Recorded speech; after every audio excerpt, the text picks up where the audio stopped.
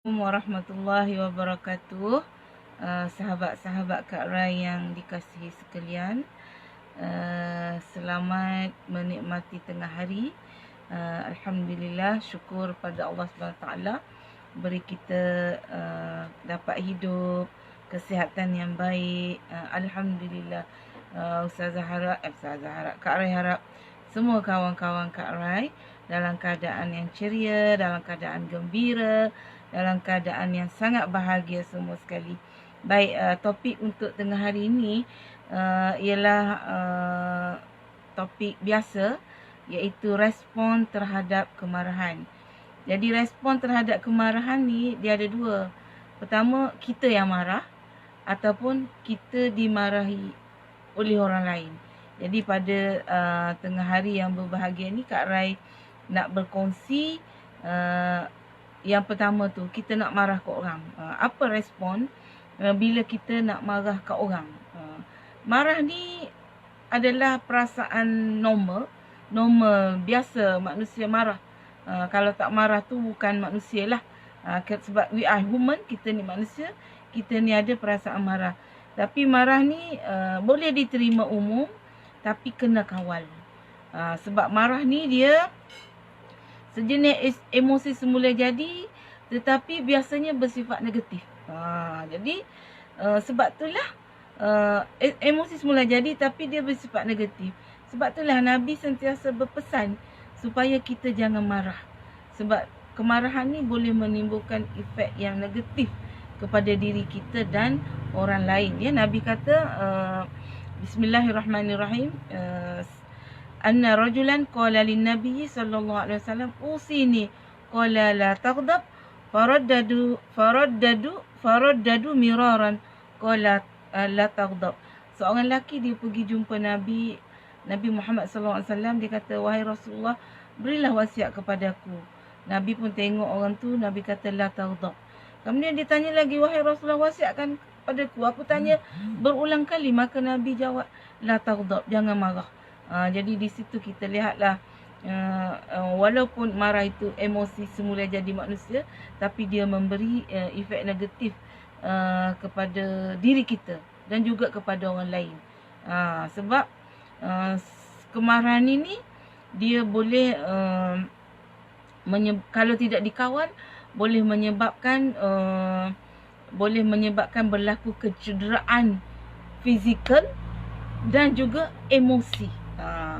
Oleh itu kalau kita nak marah, maka kita kena ingatlah nasihat-nasihat Nabi ni, kita kena kawal. Sebab dia bila kita marah, sebenarnya kita telah mencederakan emosi orang.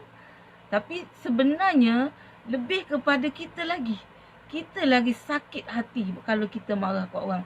Dan efek sakit hati ni kalau kita tidak ubat, kita tidak hapuskan berpandukan sumber wahyu, dia akan menjadi dendam, sakit hati, yang akhirnya menimbulkan efek yang sangat negatif.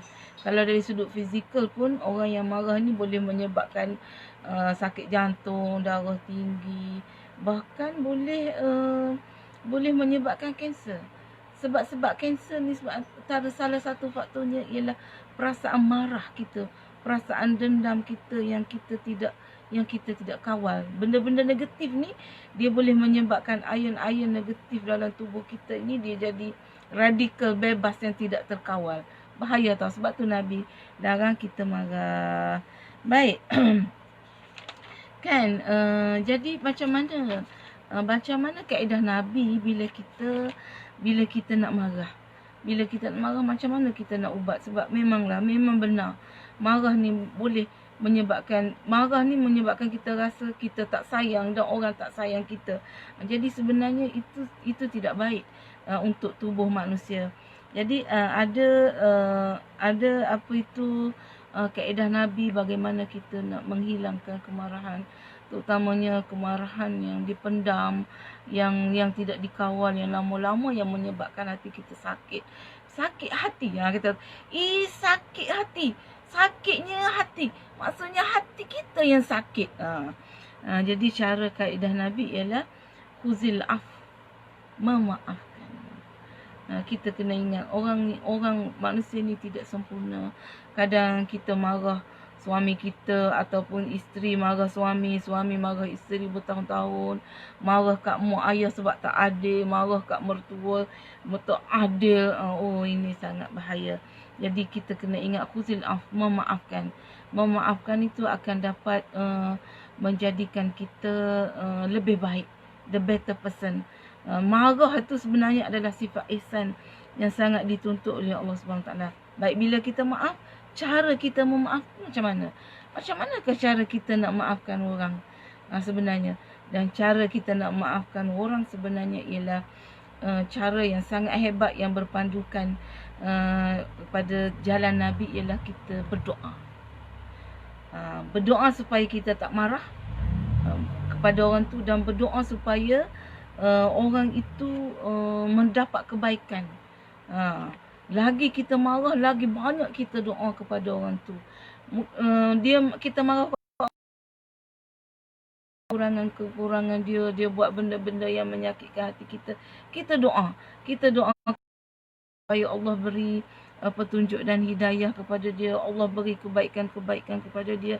Dengan doa itu sebenarnya akan menghapuskan segala kemarahan dan akan mendatangkan rahmat yang sangat besar daripada sisi Allah Subhanahu Wa Taala. Dan doa tu kita doa secara ghaib. Dan dalam kaedah Nabi juga sebenarnya kalau kita berdoa kepada seseorang itu, maka Allah akan kembalikan kebaikan yang kita doa kepada orang tu kepada diri kita. Kalau kita marah kat orang, kita jangan doa yang buruk-buruk kat dia. Kata apa? Tak maulah kata benda-benda yang pelik-pelik. Orang cakap bahasa Inggeris lah, go dies. Contoh, jangan macam tu.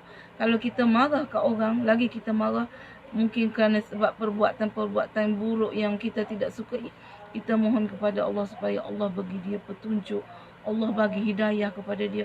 Bila kita doa macam tu, insya-Allah dia akan jadi baik. Terutamanya bila kita doa dengan ikhlas, bizahril ghaib. Bizahril ghaib ni maksudnya tanpa dia ketahui.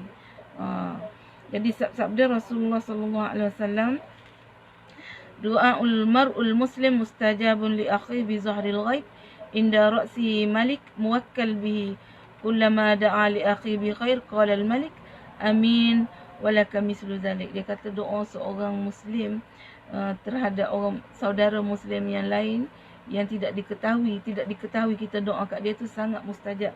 Sebab nanti Allah akan mewakilkan malaikat di kepala dia yang berdoa kepada dia. Dia kata doamu untuk saudaramu itu diaminkan oleh malaikat. Malaikat kata amin, dan bagimu lebih baik daripada apa yang kau doakan. Bagimu kamu akan dapat apa yang kamu doakan tu. Bahkan lebih baik daripada apa yang kamu doa kepada saudara kamu. Itu kaedah dia. Kalau kita nak marah kat orang, kita doakan kebaikan. Jangan doa yang buruk-buruk. Doa yang buruk-buruk nanti ada malaikat doa yang buruk nanti kembali buruk kepada kita. Kita doa yang baik-baik dia ada untuk sesiapa sahaja yang berinteraksi, yang berkomunikasi, yang bersosialisasi dengan kita. Kita tengok orang sedih, kita doa dia supaya dia gembira. Kita tengok orang sakit, kita doa supaya dia sembuh. Kita tengok dia orang kaya supaya Allah bagi sejahtera kepada dia lagi. Apa yang kita doa tu akan kembali balik kepada kita. Bagus kan kaedah Nabi ni? Dan bila macam tu, kita hidup di dalam berkasih sayang, hidup penuh doa. Nak marah pun kita doa, nak marahkan anak, jangan sekali-kali keluarkan perkataan yang buruk. Lagi kita nak marahkan anak kita, lagi banyak kita doa kepada dia. Demikian, sebab anak kita tu ataupun sahabat kita tu, dia tidak akan putus dengan kita, dia akan bersama-sama kita. Okey, sekianlah celoteh Kak Rai untuk tengah hari ini. Semoga kita semua sentiasa berdoa, sentiasa berkasih sayang, dan much love. Allah bless. Assalamualaikum warahmatullahi wabarakatuh.